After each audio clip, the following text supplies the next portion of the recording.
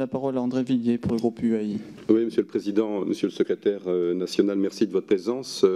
Moi, je voudrais mettre en perspective ce que vous évoquiez, Madame, tout à l'heure. C'est cette ambition partagée, bien évidemment, par tous, qui est de recréer les conditions d'un retour à la vertu économique, avec le cycle qui en découle, à savoir cette confiance réciproque que vous placez en premier lieu, qui débouche sur l'accroissement de la croissance et donc sur le développement de l'emploi. Moi, je voudrais souligner une évolution historique de l'implication des cadres dans l'industrie française qui a perdu au cours des décennies précédentes énormément d'emplois, des centaines de milliers d'emplois, à cause de la dégradation des conditions de production.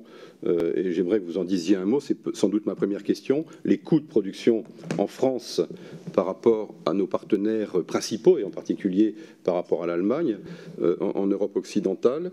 Et à gamme égale, on est encore dans un passé récent, et même au présent, on peut le dire, à des coûts supérieurs, à des coûts de production supérieurs à 20% à gamme égale. Donc il faudrait, plutôt que de comparer des entreprises de taille petite à des grandes entreprises, comme vous l'avez fait, Madame, moi j'aimerais que vous compariez l'évolution économique de notre pays avec nos principaux partenaires et notamment nos voisins.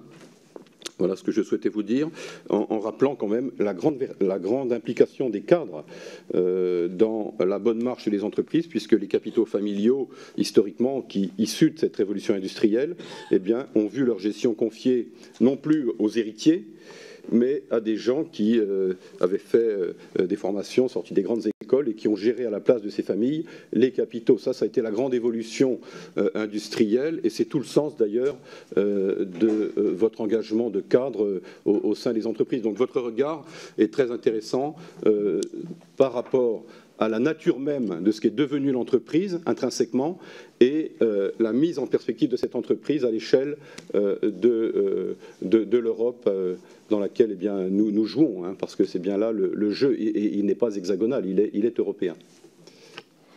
Merci Monsieur Villiers. Dernière question de cette série.